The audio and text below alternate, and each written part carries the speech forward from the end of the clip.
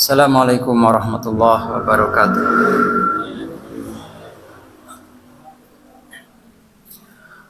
Innal hamdalillah nahmaduhu wa nasta'inuhu wa nastaghfiruh wa na'udzu billahi min shururi anfusina wa min sayyiati a'malina.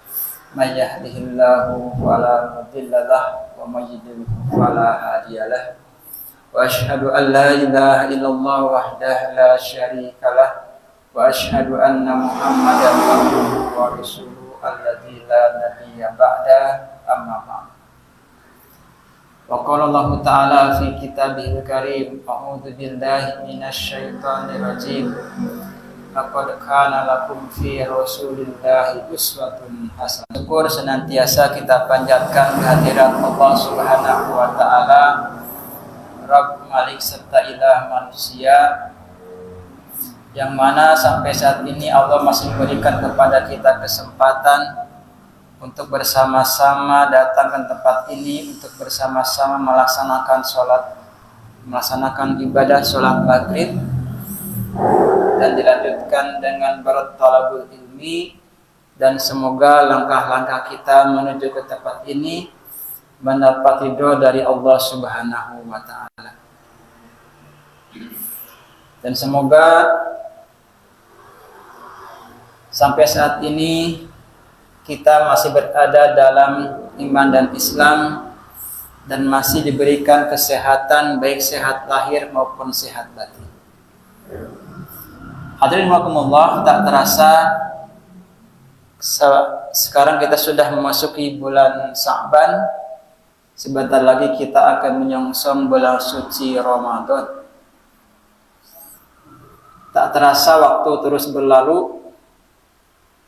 Hari berganti hari, hari berganti pekan, pekan berganti bulan, dan ternyata sekarang kita sudah sebentar lagi kita akan memasuki bulan suci Ramadan.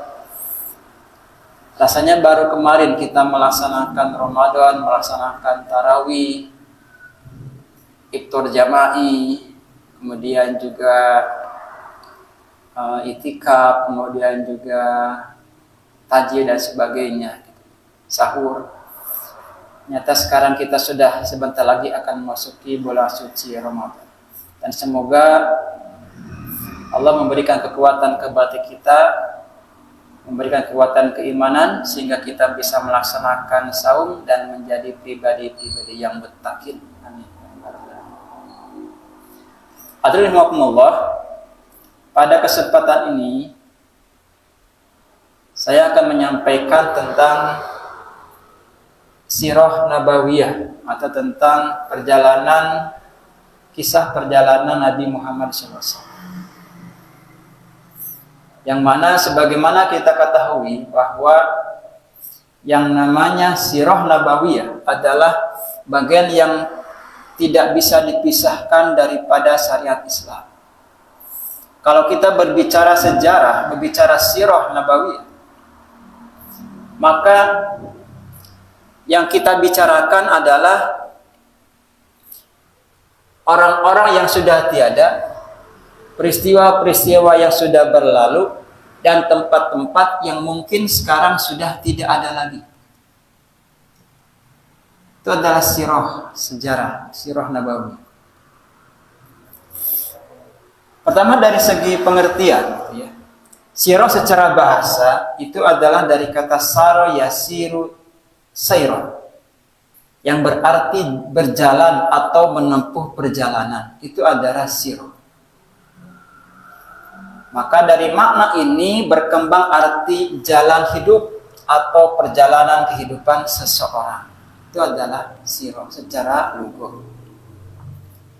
Kemudian dari istilah para ulama, Sirah Nabawiyah itu merujuk pada catatan kehidupan Nabi Muhammad SAW secara menyeluruh, secara komplit, dari mulai silsilah nasab, kelahiran, masa kecil, kenabian, kemudian dakwah, perjuangan, hijrah, jihad, mukjizat, akhlak, hingga wafatnya.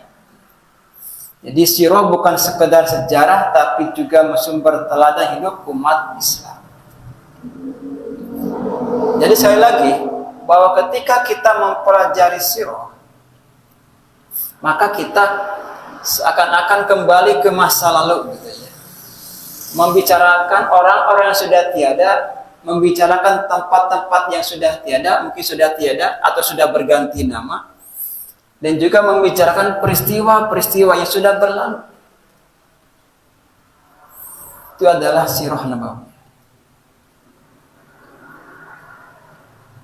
Nah,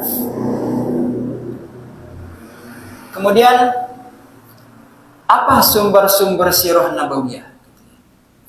Dari mana sumber-sumber sirah nabawiyah itu? Pertama adalah Al-Qur'an.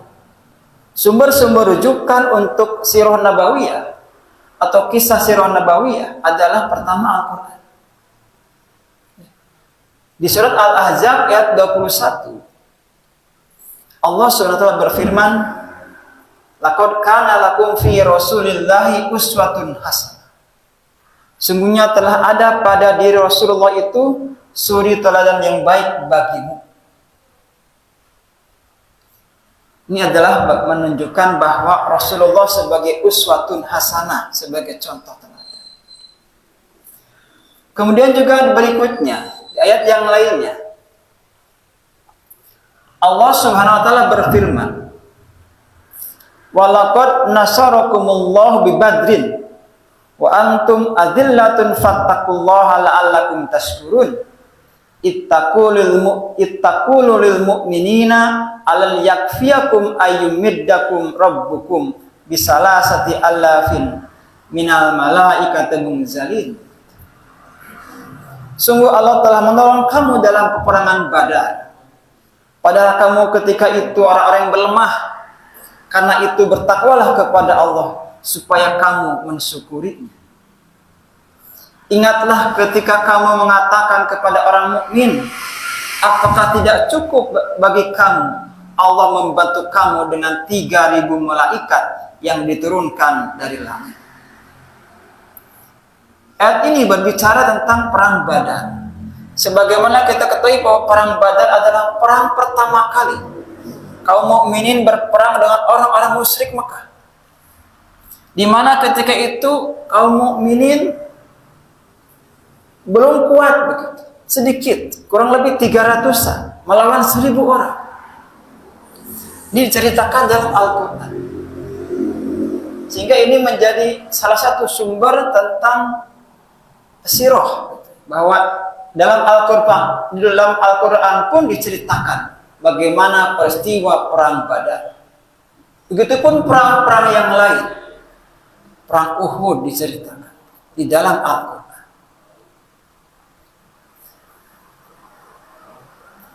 Kemudian berikutnya adalah sumber dari sirah nabawiyah adalah sunnah. Sabda-sabda soal peristiwa-peristiwa di zaman Nabi Muhammad SAW. Di dalam hadis riwayat Bukhari, di sini disebutkan bahwa malaikat Jibril alaihissalam mendatangi Nabi Muhammad SAW untuk membedah dada beliau. Lalu ia mencucinya menggunakan air Zam-Zam. Kemudian dibawakan bejana emas penuh dengan hikmah dan iman. Lalu dituangkan ke dada Nabi SAW. Setelah itu malaikat Jibril menutup kembali dada Nabi SAW dan dibawanya naik ke langit. Ini adalah dalam hadis riwayat Bukhari. Ini menyampaikan tentang bagaimana Rasulullah SAW pernah mengalami hal seperti itu dalam perjalanan sirah. Kemudian berikutnya adalah kitab-kitab sirah terdahulu. Dan ini dimulai dari generasi tabi'in, pada generasi tabi'in. Apa itu tabi'in? Apa tabi'in itu, Pak? Generasi tabi'in, gitu ya. Setelah sahabat. Jadi ada tiga generasi terbaik kata Rasulullah. Yaitu pertama generasi sahabat, kemudian ba'dahu, summa ba'dahu. Generasi sahabat, generasi tabi'in, kemudian tabi'ut tabi'in. Kata Rasulullah itu adalah generasi terbaik. Karena para sahabat adalah langsung dibina, dibimbing oleh Rasulullah SAW.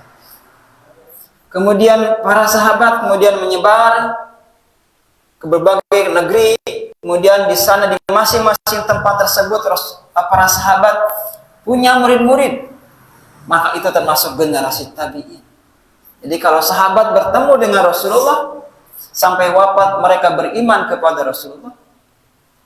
Kemudian tabi'in adalah orang-orang yang bertemu dengan sahabat tidak bertemu Nabi.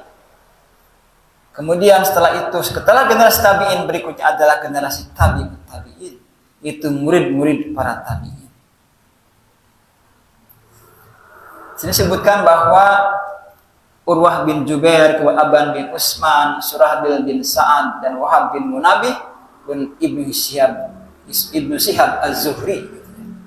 Dan kitab sirah yang paling terkenal adalah kitab sirah Ibnu Hisham.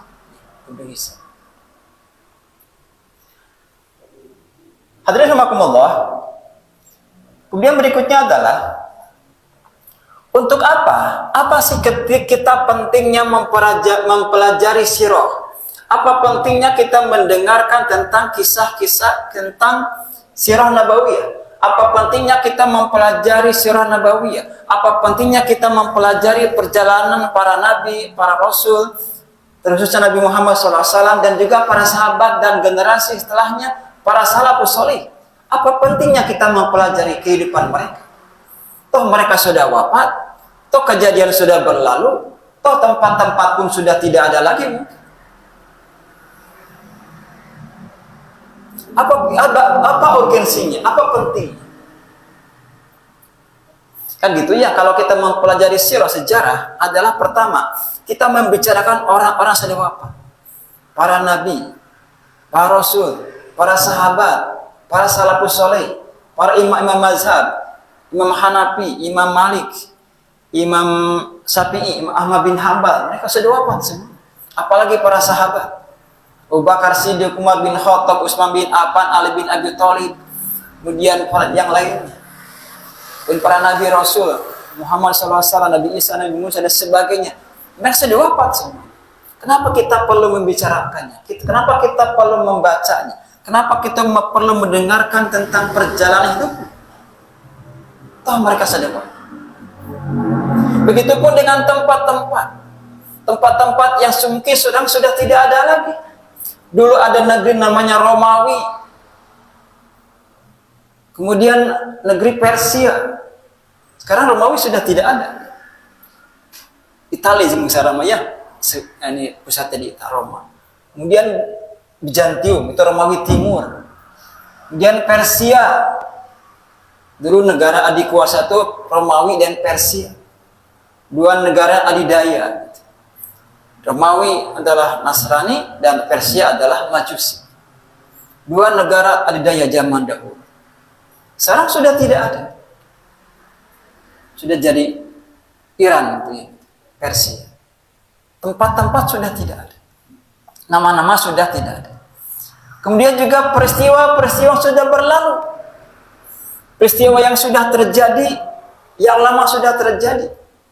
Peristiwa perang Badar, perang Uhud, perang Ahzab, Futuh Mekah, itu peristiwa sudah yang dahulu kala sudah terjadi. Di mana urgensinya? Kenapa kita perlu mempelajari tentang sirah nabawi?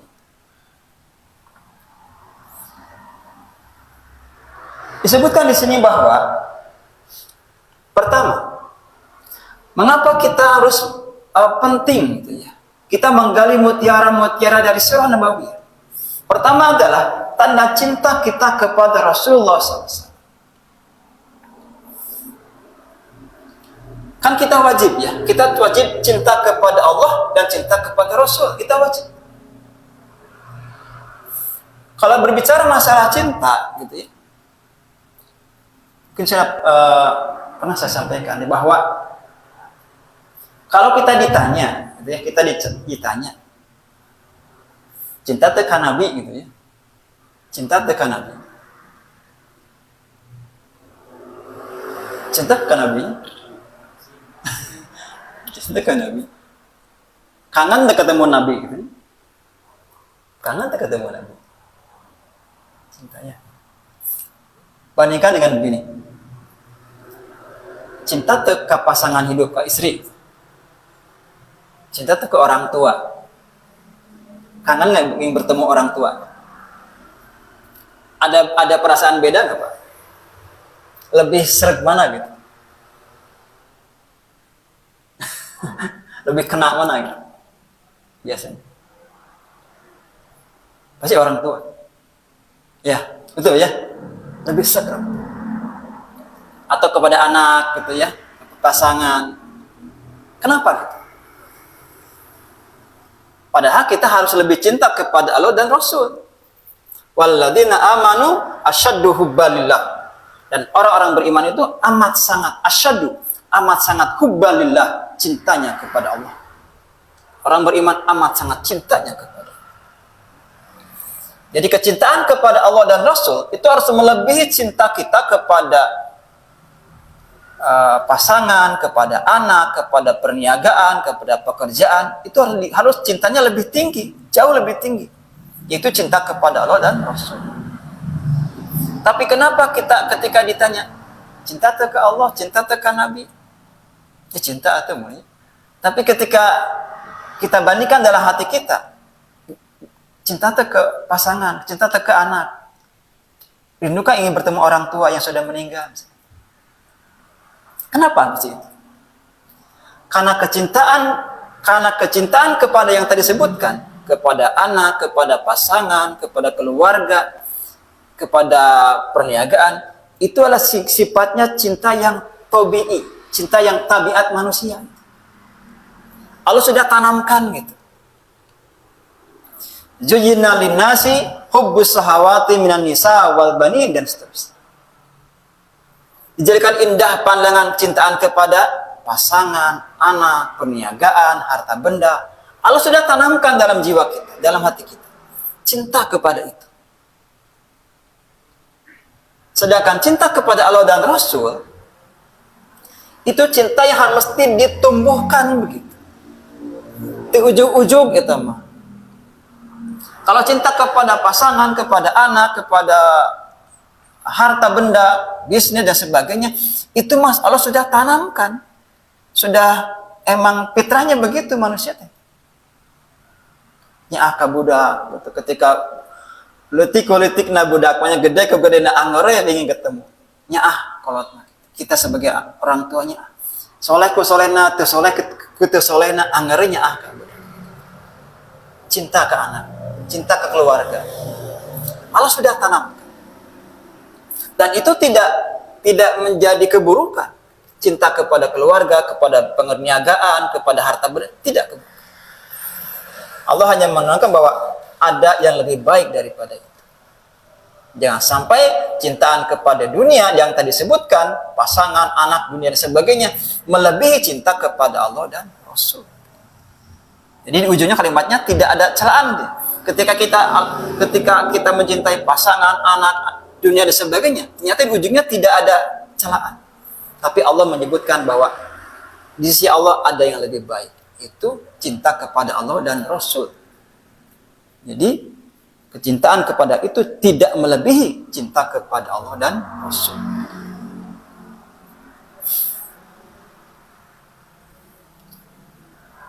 Jadi bukti cinta kita kepada pentingnya kita mempelajari sirah adalah tanda cinta kita kepada Rasul. Kemudian berikutnya, ini kisah Rasulullah dengan para sahabat, itu Umar bin Khattab. Disebutkan bahwa kunna ma'an Nabi SAW. Kami mengiringi Nabi Muhammad SAW dan beliau bersama Umar bin menggandeng tangan Umar bin Khattab. Umar berkata kepada Nabi SAW, wahai Rasulullah, la anta ahabbu ilayya min kulli syai'in illa min nafsi. Hai Rasulullah, sungguh engkau sangat aku cintai melebihi apapun selain diriku, kata Umar bin Khattab. Wahai Rasulullah, engkau sangat aku cintai dibandingkan yang lainnya, melebihi apapun. selain diriku sendiri, kata Umar bin Khattab. Jadi Umar bin Khattab amat sangat sayang kepada Nabi Muhammad melebihi yang lain, tetapi tidak dibandingkan dengan dirinya sendiri, diri Umar bin Khattab. Jadi dibandingkan dengan yang lain mah Nabi Muhammad yang nomor hiji cinta nate Umar. Tapi kalau dibandingkan dengan kepada diri sendiri Umar bin Khattab lebih sayang sebisna akal diri sendiri.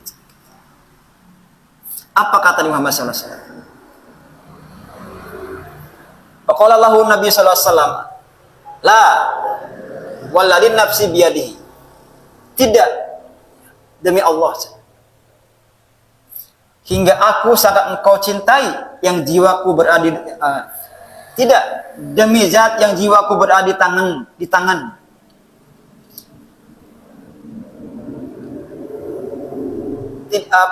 Hingga aku sangat engkau cintai melebihi dirimu sendiri.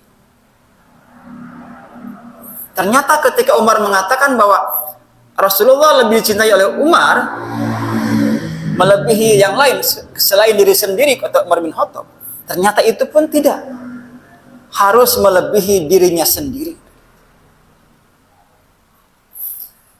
Tidak, demi Allah. Sehingga aku sangat engkau cintai melebihi dirimu sendiri.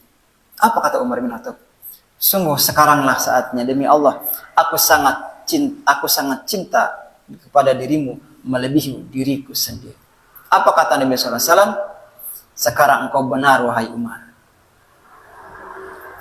Jadi ternyata mencintai Nabi Muhammad, mencintai Rasulullah harus lebih bahkan daripada diri sendiri. Dan itu tidak mudah ya. Kita mencintai yang lain melebihi cinta kita kepada diri sendiri, itu tidak mudah. Makanya cinta kepada Allah dan Rasul, cinta kepada Islam, cinta kepada perjuangan itu cinta yang mesti ditumbuhkan. Cinta yang mesti diasah, ditumbuhkan, dan dipupuk agar terus cinta kepada itu. Jadi pertama adalah sebagai tanda cinta kepada Rasulullah, yaitu dengan mempelajari, mengkaji sirah Nabawi. Dan berikutnya adalah cara untuk mengenal dan meneladani Rasulullah SAW. Laqad kana lakum fi Rasulillahi uswatun hasanah. Jadi mengapa kita harus mempelajari sirah Nabawiyah? Karena kita ingin mengenal Rasulullah SAW, ingin mengenal Rasulullah dan keluarganya, ingin mengenal para sahabat, ingin mengenal salafus salih. Maka kita perlu mempelajari sirah. Bagaimana mungkin kita akan bisa meneladani? Bagaimana mungkin kita akan bisa mencontoh kehidupannya, kehidupan pribadinya, kehidupan berkeluarganya, kehidupan bermasyarakatnya, kehidupan berbangsa dan bernegara, kalau kita tidak mengenal Rasulullah dan para sahabat, kalau kita tidak mempelajari sirah Nabawi, bagaimana mungkin kita akan bisa meneladaninya? Kalau kita tidak mengenal, tidak mempelajari sirah Nabawi. Maka disinilah pentingnya kita mempelajari, mengkaji tentang sirah Nabawi. Hadirin rahimakumullah.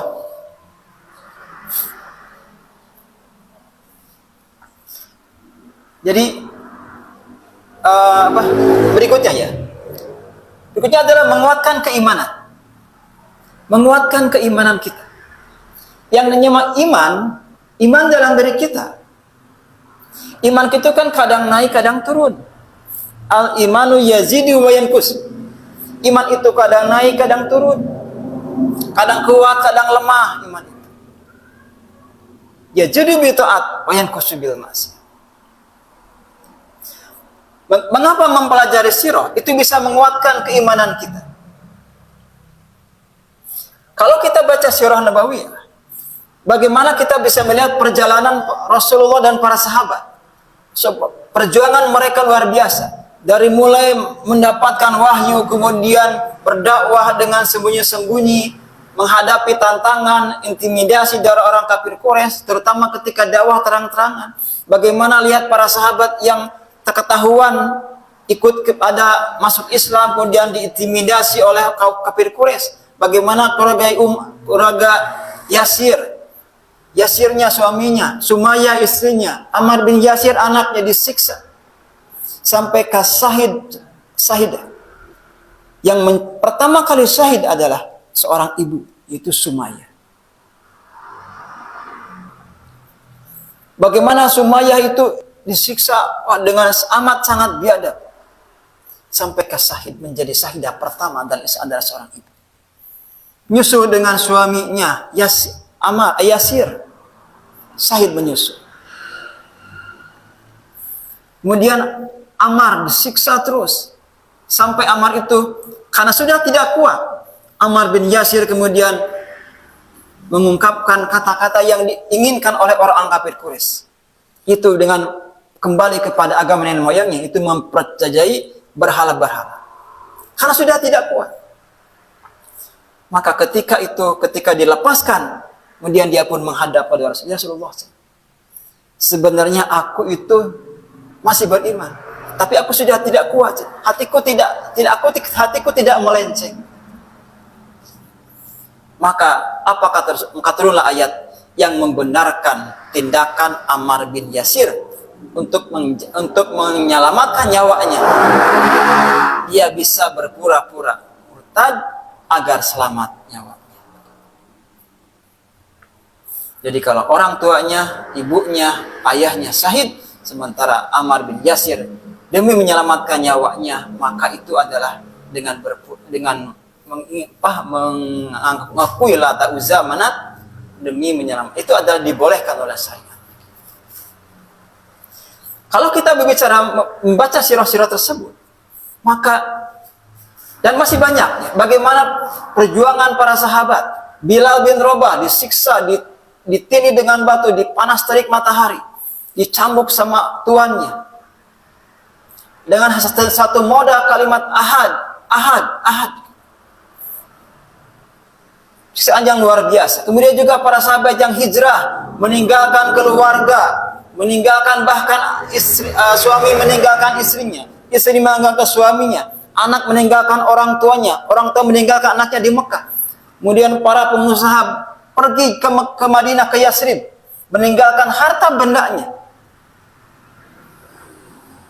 Itu tidak mudah. Pengorbanan yang luar biasa para sahabat. Kalau kita membaca sirah seperti itu, maka kita mungkin akan merasa, kita mah belum seberapa. Cobaan yang kita dapatkan, ujian yang Allah berikan kepada kita saat ini, mungkin dibandingkan dengan para sahabat, belum seberapa dengan kekuatan keimanan para sahabat yang luar biasa, yang rela disiksa, bahkan mengorbankan harta dan bahkan nyawanya dikorbankan.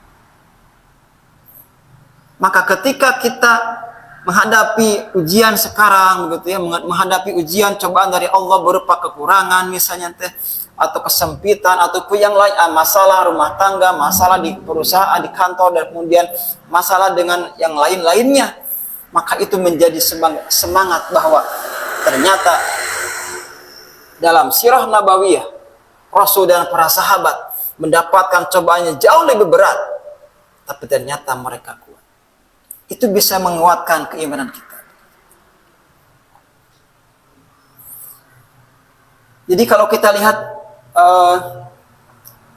para rasul, para sahabat, dan para nabi, para sahabat, luar biasa gitu. Luar biasa cobaannya. Begitupun dengan generasi setelahnya, para salafus sholih, para imam gitu ya. Disiksa, kemudian menghadapi penguasa yang zalim, dipenjara, bahkan di penjara begitu. Itu adalah ujian keimanan. Ujian keimanan yang luar biasa, yang kita belum tentu bisa menghadapi hal tersebut. Nah, hadirin rahimakumullah. Jadi pertama adalah tanda cinta kepada Rasulullah. Kemudian berikutnya adalah cara untuk mengenal dan meneladani Rasulullah SAW. Yang ketiga adalah menguatkan keimanan kita. Dan berikutnya Mengapa kita penting mempelajari sirah nabawiyah? Adalah membantu memahami ayat-ayat Al-Quran dan hadis. Dalam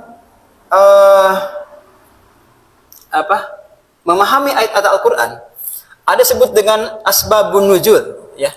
Asbabun nuzul, sababun nuzul. Kalau banyak asbabun nuzul, kalau satu berarti sababun nuzul. Apa itu sababun nuzul? Latar belakang peristiwa turunnya Al-Quran. Latar belakang peristiwa turunnya Al-Quran. Kita mengenal surat Al-Lahab, ya, surat Al-Lahab, yang mana ini berbicara tentang Abu Lahab, yang mana itu adalah paman Nabi Muhammad SAW, Abu Lahab, dan menceritakan istrinya juga, wa mra'atuhu, ya, Ummu Jamil, paman Abu Lahab, paman Nabi Muhammad SAW.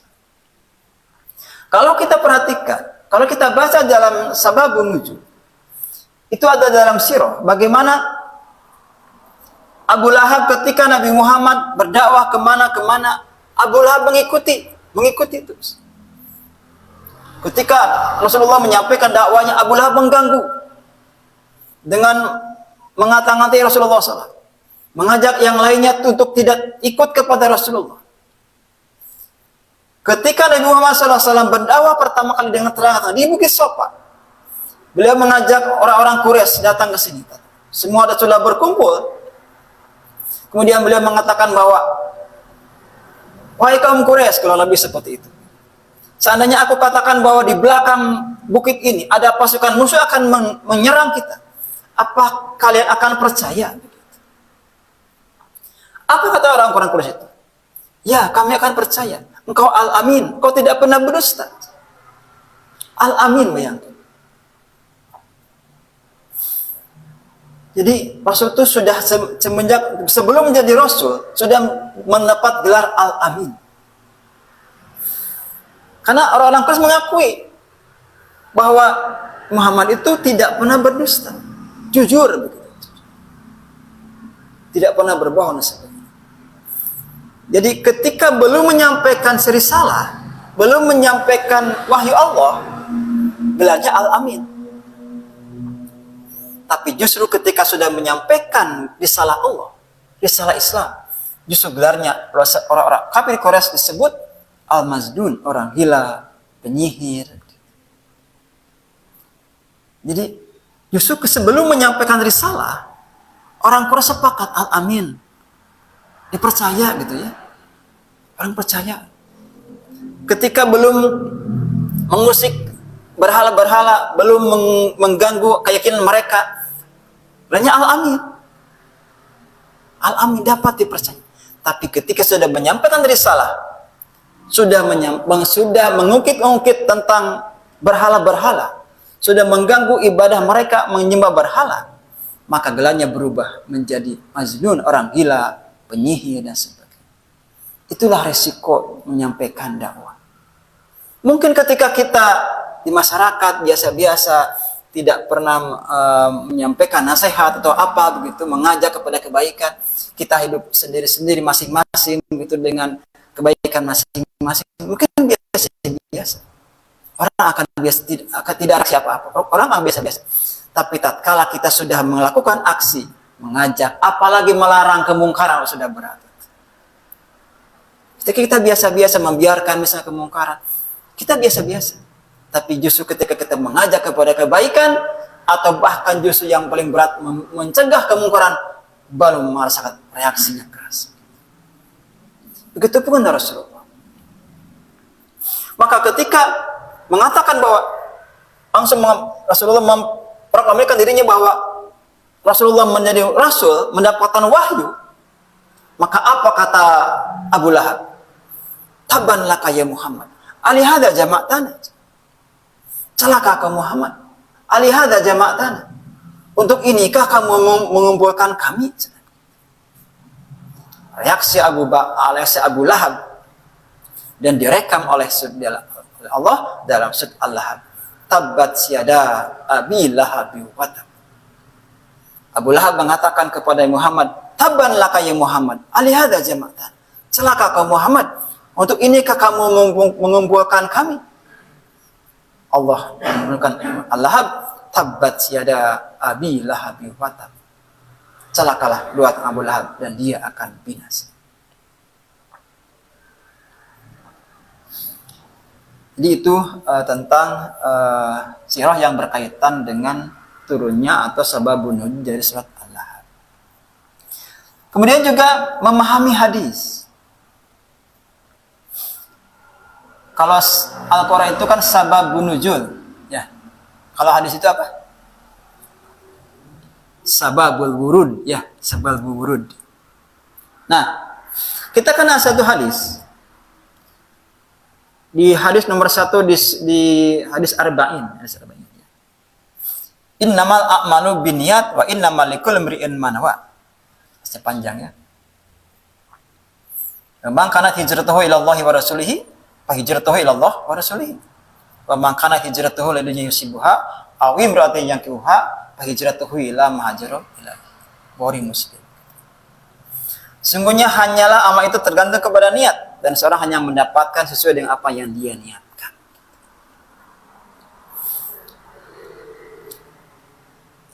Latar belakang atau peristiwa hadis ini adalah ketika hijrah, kaum muslimin yang tertindas di Makkah berhijrah ke Yasrib dan menjadi Madinah, hijrah begitu. Dengan meninggalkan harta bendanya, meninggalkan keluarganya, kemudian suami istri bareng ataupun tidak, istri meninggalkan suaminya, suami meninggalkan istrinya, anak meninggalkan orang tuanya, orang tua meninggalkan anaknya, meninggalkan yang perniagaannya sebagainya. Ternyata ada seorang wanita yang hijrah juga. Ternyata juga diikuti oleh seorang pemuda. Pemuda yang ternyata selidik punya selidik. Oleh para sahabat kelihatan bahwa ternyata pemuda ini hijrahnya adalah ingin mengikuti seorang wanita. Seorang wanita yang bernama Ummu Qais. Jadi hijrahnya itu ingin mengikuti seorang wanita yang bernama Ummu Qais. Maka disampaikanlah kepada Rasulullah SAW bahwa ada seperti ini kejadiannya. Maka Rasulullah bersabda seperti itu. Innamal a'malu binniyat wa innamal likulli imri'in ma nawa. Sesungguhnya amal itu tergantung kepada niat dan seorang hanya akan mendapatkan sesuai dengan apa yang dia niatkan. Ya. Maka semenjak saat itu muhajir tadi atau laki-laki tadi mendapatkan gelar muhajir Ummu Qais. Muhajir Ummu Qais. Muhajirah hijrah gara-gara ingin mengejar Ummu Qais. Nah, hadirin rahimakumullah. Jadi memahami ayat-ayat Al-Qur'an banyak sekali ya. Latar belakang peristiwa ya tentang surat dalam Al-Qur'an, kemudian dalam hadis yang peristiwa-peristiwa sejarah dalam sirah yang menjadi latar belakang peristiwa itu dalam hadis turunnya Al-Quran, menjadi latar belakang sabdanya Rasulullah SAW. Kemudian berikutnya, kenapa kita perlu mempelajari sirah? Adalah mengenal para sahabat dan meneladani. Kehidupan Rasulullah, perjalanan Rasulullah tidak lepas dari kehidupan para sahabat yang ada di sekitarnya. Kita mengenal para sahabat yang luar biasa. Sahabat-sahabat yang luar biasa, generasi yang terbaik yang langsung dididik oleh Rasulullah SAW. Kita mengenal Abu Bakar, mengenal Umar bin Khattab, mengenal Utsman bin Affan, mengenal Ali bin Abi Thalib dan lain sebagainya. Mu'adz bin Jabal, kemudian juga Ja'far bin Abi Thalib dan sebagainya. Isi-isi para nabi, isi-isi Rasulullah SAW. Itu adalah orang-orang luar biasa. Yang mana itu bisa menjadi contoh bagi kita, teladan kita, para sahabat. Para sahabat, baik itu sahabat atau sahabiyah, yang luar biasa, yang mereka mendapatkan bimbingan langsung dari Rasulullah SAW. Kita mengenal Abu Bakar, mengenal Umar, contohnya. Bagaimana Umar bin Khattab, yang tadinya tokoh kafir Quraisy, yang sangat disegani, yang sangat kuat, yang sangat cerdas, Umar itu, yang begitu kuat menentang Islam, menentang dakwah Rasulullah, bahkan ingin membunuh Rasulullah SAW. Ketika Umar suatu hari ingin membawa pedang, dia berjalan untuk mencari apa? Mencari Muhammad. Ketika di tengah perjalanan, ternyata Umar bin Khattab bertemu dengan seorang sahabat yang dia tidak tahu ternyata dia sudah masuk Islam. Mau kemana engkau? Wahai Ibnu Khattab, aku akan pergi mencari Muhammad, karena dia sudah memecah belah kaum Quraisy. Dia sudah memecah belah bangsa Quraisy. Aku akan bunuh dia. Apa kata sahabat tadi? Apa katanya? Urus saja keluargamu. Oh, kenapa keluargaku? Kata Umar bin Khattab.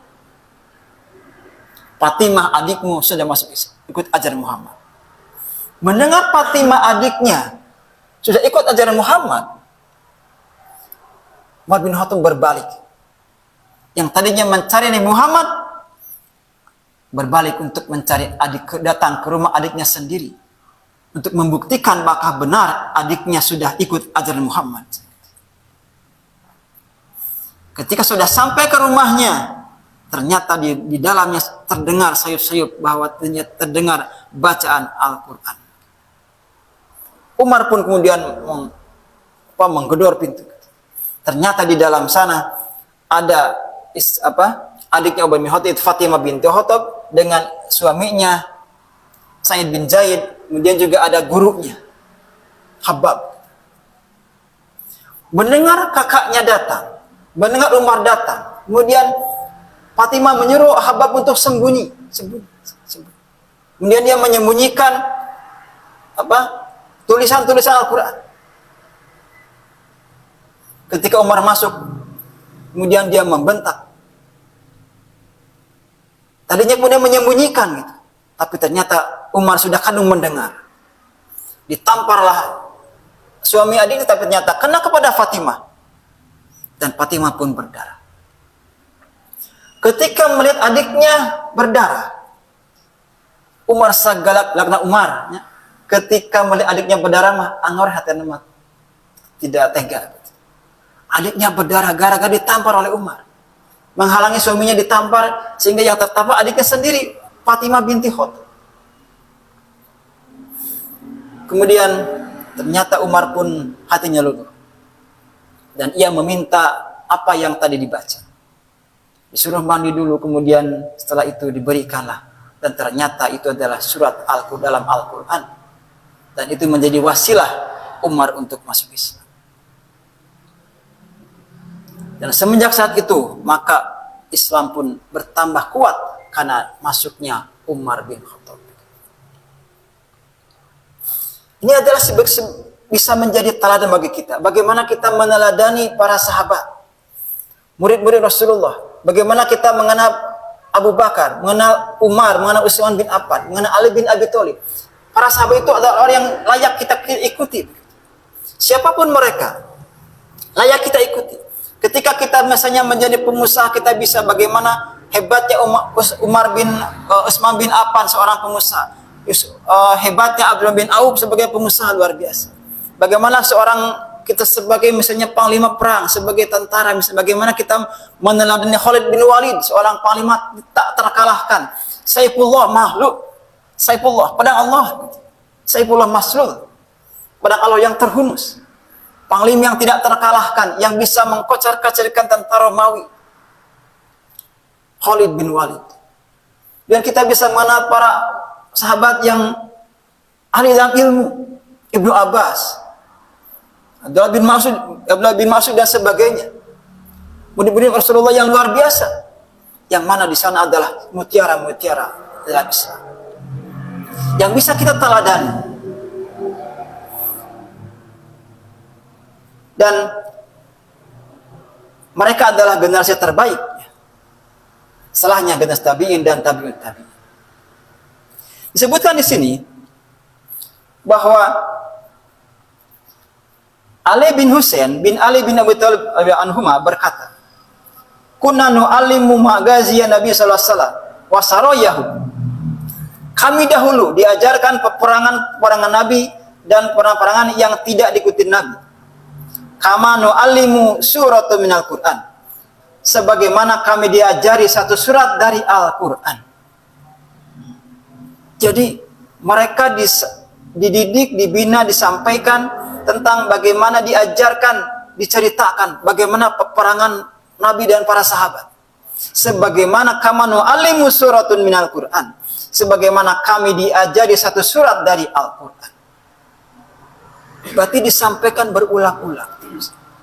Jadi semenjak zaman itu sudah disampaikan bagaimana perang Badar, bagaimana perang Uhud, disampaikan kepada generasi berikutnya. Sebagaimana mengajarkan, sebagaimana menyampaikan tentang Al-Quran dan sabda-sabda Rasulullah.